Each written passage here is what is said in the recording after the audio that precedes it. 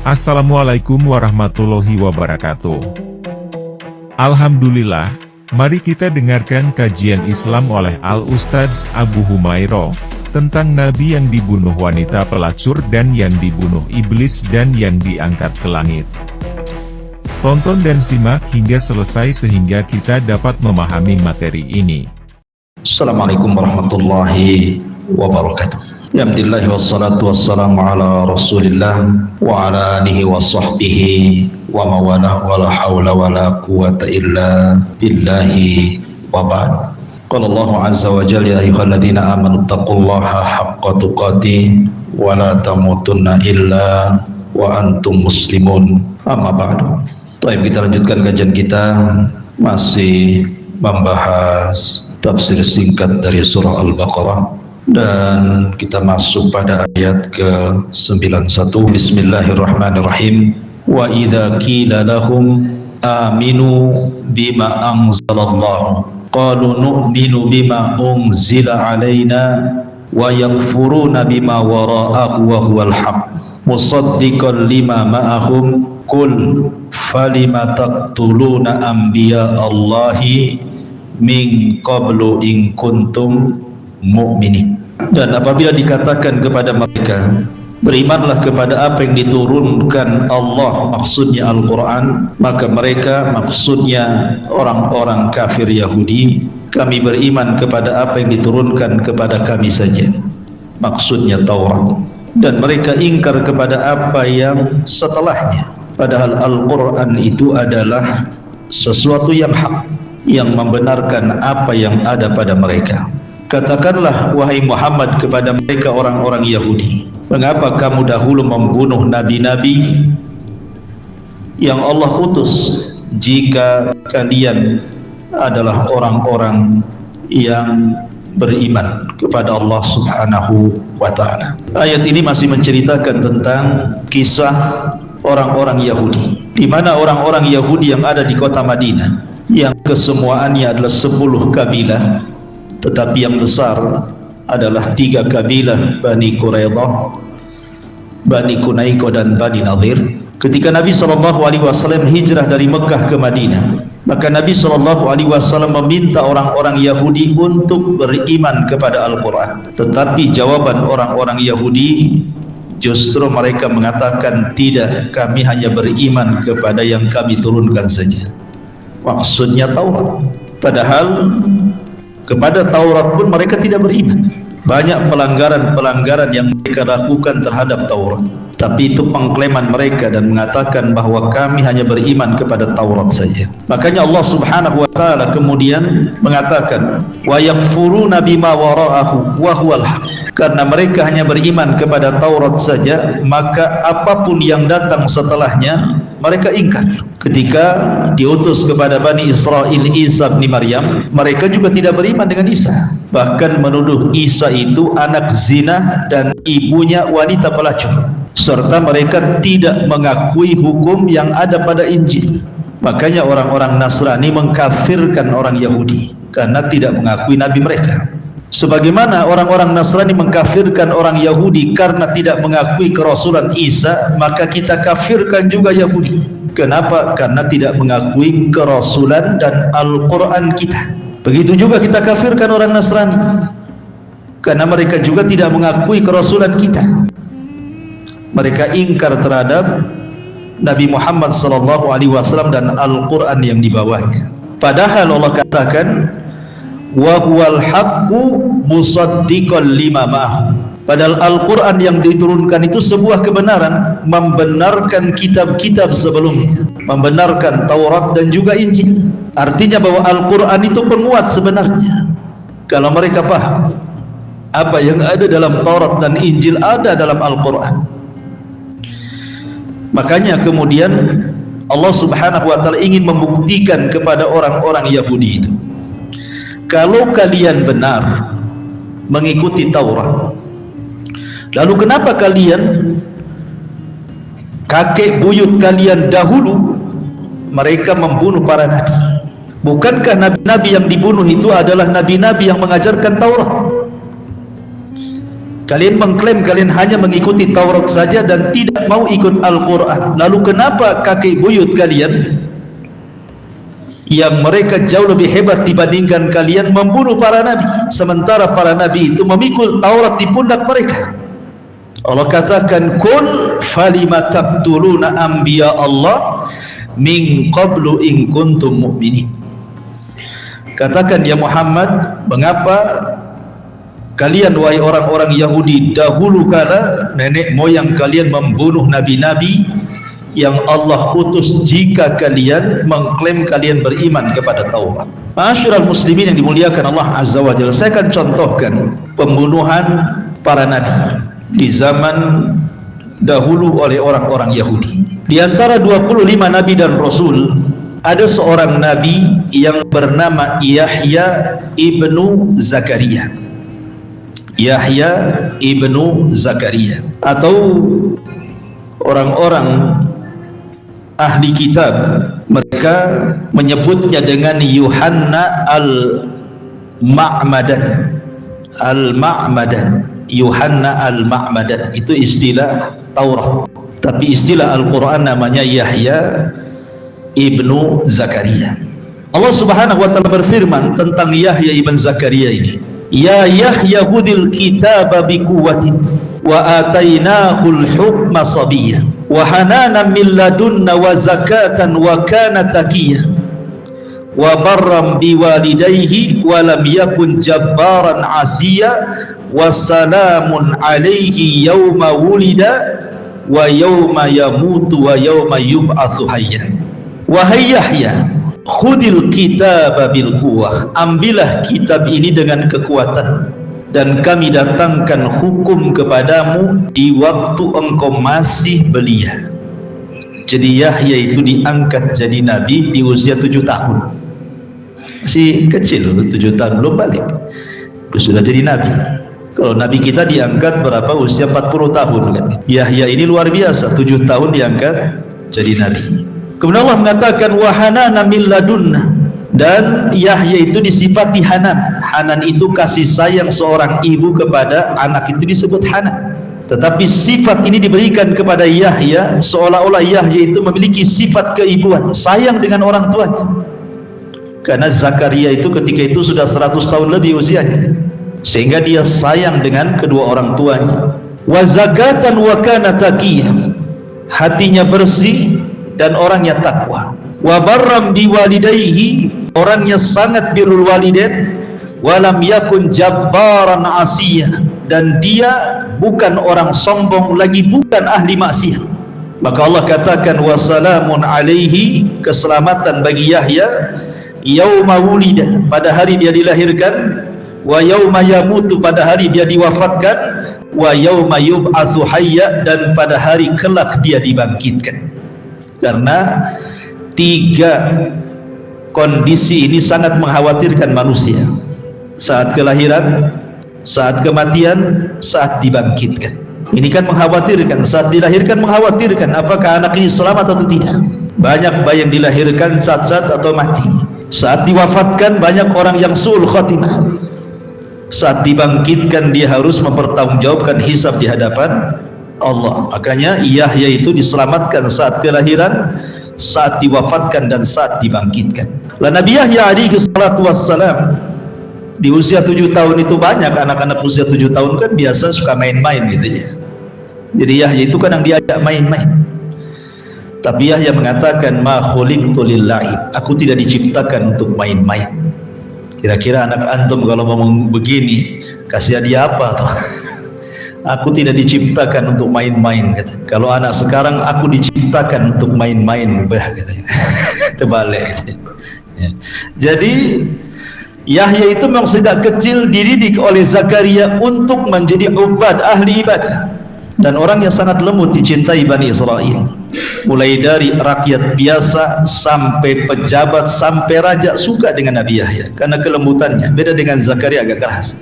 Apalagi kalau Yahya itu diingatkan dengan soal urusan neraka dan juga kematian, langsung menangis. Menangisnya bukan sehari 2 hari, bisa 3-4 hari dia menangis karena teringat dengan kematian. Makanya Nabi Zakaria itu kalau berkhutbah, mengingatkan Bani Israel tentang neraka dan sorga, kematian dan sakaratnya, dia lihat-lihat dulu ada anaknya enggak. Kalau enggak ada anaknya, dia ceramah dia. Kalau ada anaknya, dia enggak mau menyinggung masalah kematian dan soal neraka, karena tahu kalau Yahya mendengar ceramahnya soal itu, maka dia akan hilang berhari-hari hanya menangis saja.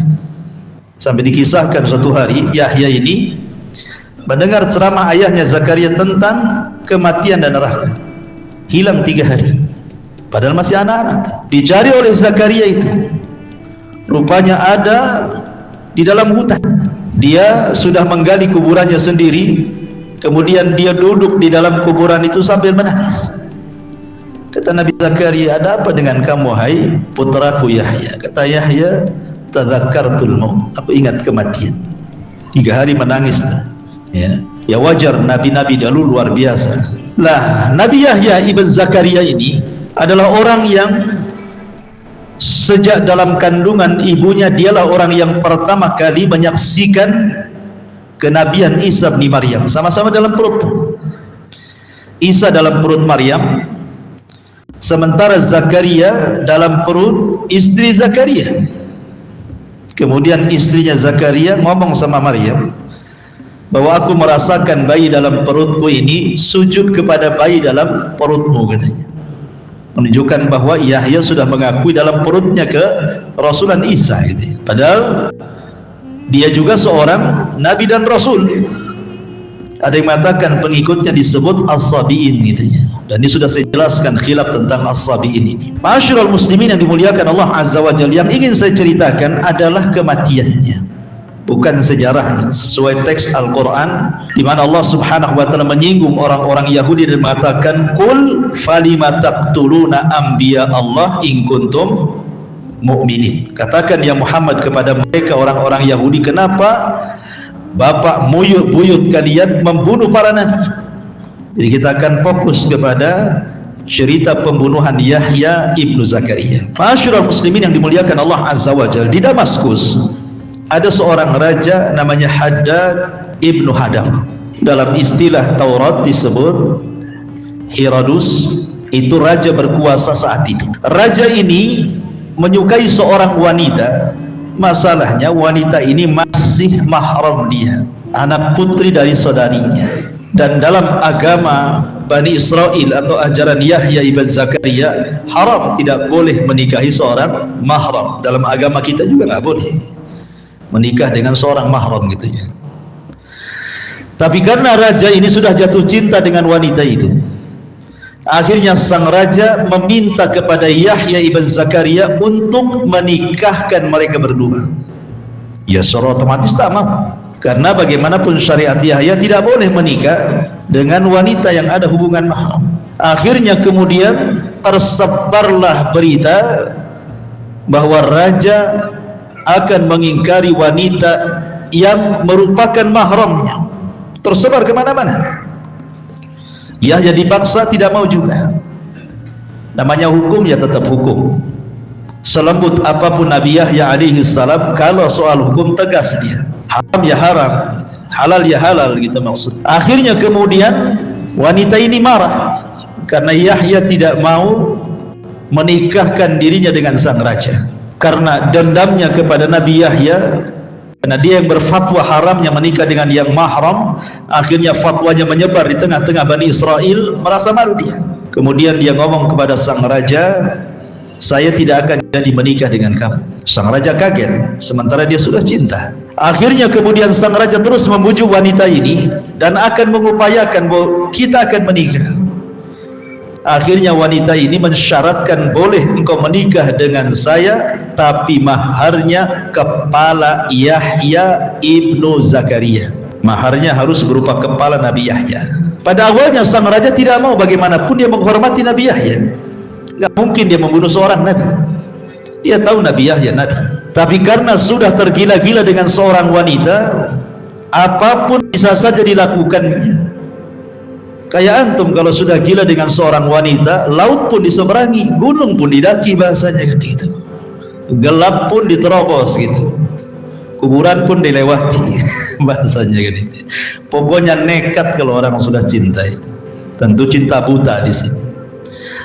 Akhirnya sang raja memerintahkan seluruh prajuritnya untuk menangkap Yahya ibn Zakaria. Berangkat para prajurit ini. Dalam riwayat Yahya ketika itu berada di Masjid Baitul Maqdis, sedang sholat di mihrabnya. Tiba-tiba kemudian Baitul Maqdis dikepung oleh prajurit sang raja ini. Ketika Yahya ibn Zakaria sedang sholat, ditangkap, kemudian dibawa ke istana. Sesampainya di istana, kemudian raja disuruh membunuh Yahya dengan meletakkan bejana dari emas. Darahnya disuruh ditampung di bejana emas itu. Betul-betul akhirnya Yahya pun digorok lehernya, kemudian darahnya bercucur di bejana emas, terlepaslah kepala dari badannya. Subhanallah, tragis pembunuhan seorang nabi. Kemudian jasadnya ini dikirim kepada ayahnya Zakaria. Anda bisa bayangkan, Nabi Zakaria tiba-tiba datang kepadanya badan tanpa kepala. Anak yang selama ini dirindukan kelahirannya, usia 100 tahun, istrinya 9 tahun, dinyatakan mandul, tidak punya anak. Tapi berkat nilai sebuah doa, ketika dia melihat Maryam, kok ada makanan musim dingin di musim panas, makanan musim panas di musim dingin. Kemudian Zakaria mengatakan, ini dari mana makanan ini wahai Maryam?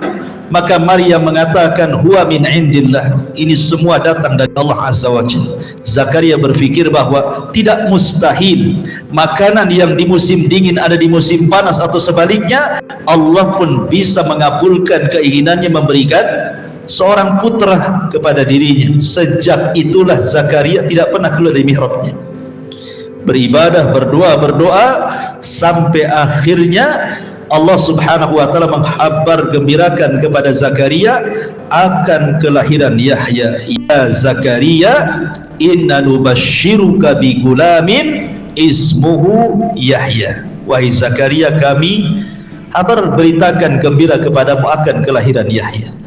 Bayangkan, anak yang ditunggu-tunggu. Belum lagi anak ini usia 7 tahun jadi nabi.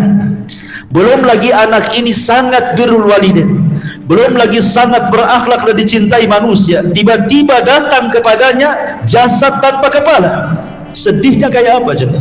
Kematian orang tua musibah, kematian pasangan musibah, tapi tidak lebih musibah dari kematian seorang anak, karena tidak ada gantinya.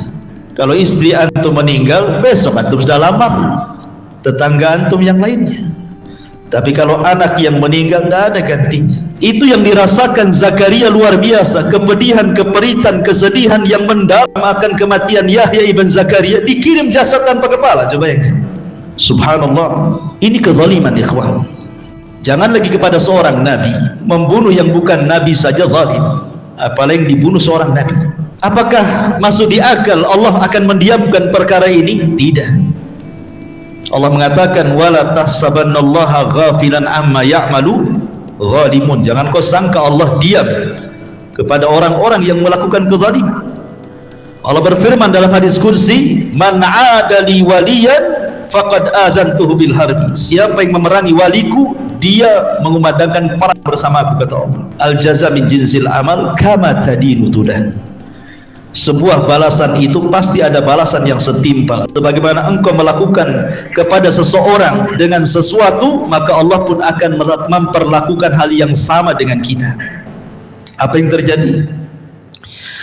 Ketika kepala Yahya itu sudah dipenggal, ikhwan, diletakkan di bejana dari emas, tosh. Kemudian orang-orang berusaha untuk membuang darahnya, tapi darah seorang nabi tidak bisa tertumpah di bumi. Dia ngambang, nggak mau tumpah ke bumi. Orang-orang berusaha menyiramnya, makin tinggi darahnya.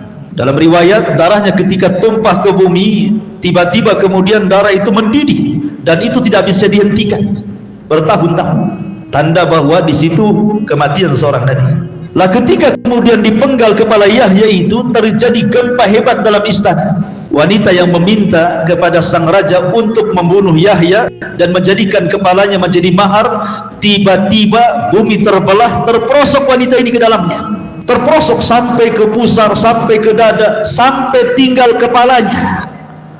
karena bumi sudah terbelah, dia masuk tinggal kepalanya. Maka orang-orang berusaha menolongnya tapi tidak bisa. Maka orang-orang kemudian mengatakan penggal saja lehernya, selamatkan yang ada. Akhirnya dipenggal juga leher wanita ini. Daripada masuk ke tanah nggak ada yang diambil, penggal juga lehernya. Sebagaimana dia memerintahkan Nabi Yahya dipenggal lehernya, dia pun kena penggal lehernya. Begitulah Allah Subhanahu wa taala memberlakukan hukum karma di sini. Ma'asyiral muslimin yang dimuliakan Allah Azza wa Jalla, dalam riwayat yang lain, versi Taurat tentunya, bahwa sang raja ini Herodes, ataupun wanitanya namanya Herodia. Herodia ini wanita anak dari seorang pelacur. Jadi ada seorang pelacur yang sangat cantik sekali, naksir Yahya ibn Zakaria. Tapi Yahya itu tidak ada kecintaan kepada seorang wanita. Makanya Allah mengatakan wa hasuran wa nabiyan minas salihin. Dia hasur. Hasur itu artinya tidak ada keinginan kepada wanita. Dia tidak sama sekali. Hatinya hanya diberikan kepada Allah Azza wa Jalla. Jadi ketika ditanya kenapa anda tidak menikah, maka jawabannya sederhana, Yahya, karena kecintaanku hanya diberikan kepada Allah Azza wa Jalla. Tidak ada ruang di hatiku seorang wanita pun. Luar biasa. Kalau kita 100 wanita ada di hati, bukan 4 lagi, 100 di dalam hati. Setiap tengok wanita cantik mau juga sama dia kan itu. Tapi Yahya mengatakan tidak. Tidak ada ruang di hatiku kecintaan kepada seorang wanita, karena kecintaanku hanya diberikan kepada Allah. Jadi wanita pelacur ini berusaha menggoda Yahya, tidak tergoda sama sekali. Secantik apapun wanita ini, sama sekali Yahya tidak pernah memandangnya. Raja suka pula dengan wanita ini, tapi wanita ini suka pula dengan Nabi Yahya. Lama-lama kemudian keinginannya tidak terpenuhi, dendam dia sama Yahya. Ya, cinta ditolak, bukan dukun bertindak, lain lagi ceritanya. Jadi akhirnya wanita ini semakin tua, otomatis kan kecantikannya pudar, tapi dia sudah mempersiapkan anak putrinya untuk balas dendam. Anak putrinya pula cantik pula kayak ibunya. Akhirnya kemudian sang ibu mengatakan kepada sang raja, tidak usah kau menikah denganku, nikahlah dengan putriku. Oh, makin senang sang raja itu, tapi maharnya kepala Yahya. Awalnya sang raja tidak mau, tapi karena itu syaratnya, dilakukan pula. Akhirnya Yahya dibunuh di Baitul Maqdis sedang sholat di mihrabnya, dipenggal kepalanya, dibawa ke istana raja. Ma'asyiral muslimin yang dimuliakan Allah Azza wa Jalla, akibat perbuatan ini maka Allah Subhanahu wa taala azab orang-orang ini. Azab orang-orang ini. Bagaimana caranya Allah Subhanahu wa taala mengazab? Dikirim raja yang jauh lebih zalim dibandingkan raja yang memerintahkan membunuh Yahya bin Zakaria. Ada raja lagi yang lebih zalim lagi, yang sejarah mencatat namanya Bukhtun Nasr, Raja Babil, Raja Babylon Irak. Dia mendengar tentang kematian orang baik namanya Yahya ibn Zakaria, dan tentang darah yang bergolak tidak berhenti-berhenti. Maka sang raja zalim ini bersumpah untuk membalaskan dendam Yahya ini. Akhirnya dia bawa pasukan besar dari Irak, bayangkan, dari Babylon itu, menyerang Damaskus. Habis semua, dihancurkan Baitul Maqdis. Palestina itu rata dengan tanah. 70.000 Yahudi meninggal di sini. Ribuan wanita dan anak-anak diperbudak, dibawa ke Irak. Sebagiannya kemudian lari tunggang langgang mencari suaka ke negeri-negeri, sampailah ke kota Yathrib, Madinah. Ya. Jadi betul-betul Allah Subhanahu wa taala ingin tunjukkan kekuatannya. Ketika ada raja zalim, rupanya ada raja yang jauh lebih zalim lagi. Kan itu. Dikirim kepada raja zalim ini. Dan Bukhtun Nasr ini dalam Islam, ketika para ulama menyebutkan tentang 4 raja yang menguasai sebagian besar dunia, 2 mukmin dan 2 kafir. 2 mukmin maksudnya Sulaiman dan Dzulqarnain, 2 kafir maksudnya Namrud dan Bukhtun Nasr ini, yang menghancurkan Palestina rata dengan tanah. Sampai ketika itu ada seorang nabi namanya Uzair lewat di situ, melihat kota hancur luar biasa. Temenung dia, dulu kota ini indah, dulu kota ini ramai, banyak penduduknya sekarang, tidak ada satupun orang lewat di situ, bangunan rata dengan tanah. Kemudian dia berpikir, anna yuhyi hadihillahu ba'da mautiha. Mungkinkah Allah menghidupkan kota yang sudah mati seperti ini? Akhirnya Allah tidurkan Uzair 1 abad. Ketika bangun, rupanya kotanya sudah ramai lagi. Itulah kisahnya Uzair, yang kemudian belakangan dia mampu mentalkinkan Taurat dalam hafalannya, karena papan Taurat hilang ketika penyerbuan Buhtun Nasr ini.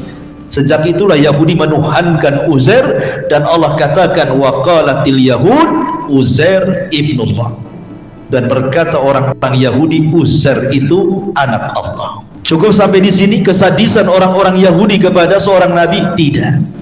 Ketika terjadi gempa dan banyak yang terperosok di istana itu, orang-orang Bani Israel menganggap bahwa ini Tuhannya Zakaria sedang murka. Tuhannya Zakaria sedang murka. Sejak itulah maka target kedua membunuh Zakaria, ayahnya. Anaknya sudah terbunuh nih, target kedua Zakaria. Mereka menganggap bahwa ini adalah kemurkaan Tuhannya Zakaria, bukan Tuhan mereka. Dibilang Tuhannya Zakaria sedang murka. Ada juga yang mengatakan kemudian mereka membuat isu untuk alasan membunuh Zakaria. Isunya apa? Zakaria difitnah menghamili Maryam, lahirlah Isa. Karena Zakaria itu pamannya Maryam. Ya. Akhirnya tersebar isu. Maka kemudian bergeraklah tentara Yahudi ini mencari Zakaria. Malaikat datang memberitahu Zakaria agar keluar dari rumahnya karena sudah ditarget pembunuhan. Berangkatlah Zakaria, kemudian masuk ke dalam hutan bersembunyi. Di dalam hutan dia mendapati satu pohon yang sangat besar. Tiba-tiba datang mukjizat Allah Subhanahu wa taala. Kemudian pohon ini bisa bicara, memanggil-manggil Zakaria. Ya Zakaria, ya Zakaria, ta'al ya Zakaria, kemari wahai Zakaria, sembunyilah di sini. Maka pohon itu kemudian terbelah menjadi 2. Zakaria masuk ke dalam pohon itu. Kemudian merapat lagi pohon itu. Rupanya iblis datang. Ketika pohon itu belum merapat, iblis menarik sedikit pakaian Zakaria keluar. Kemudian baru rapat. Jadi nampak ada pakaiannya nongol sedikit. Lah tentara Bani Israel ini, orang-orang Yahudi ini mencar.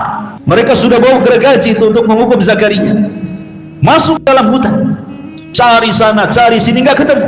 Tapi iblis kemudian tiba-tiba menjelma manusia, kemudian memberitahu mereka, kalian ingin tahu di mana Zakaria? No, Zakaria di situ. Kemudian ditunjukkan kepada pohon sebagai buktinya kalau tidak percaya di situ ada pakaian Zakaria yang keluar sedikit. Maka iblis mengatakan gergaji saja. Akhirnya kemudian digergaji pohon itu. Ketika gergaji itu sudah mulai nempel di badan Zakaria dan dia pun merasa sakit, dia pun sempat mengeluarkan kesakitan dia. Tetapi Allah mengatakan, ya Zakaria, kalau engkau terus mengerang seperti itu, maka kami akan balikkan tanah dan menimpa semua orang-orang itu.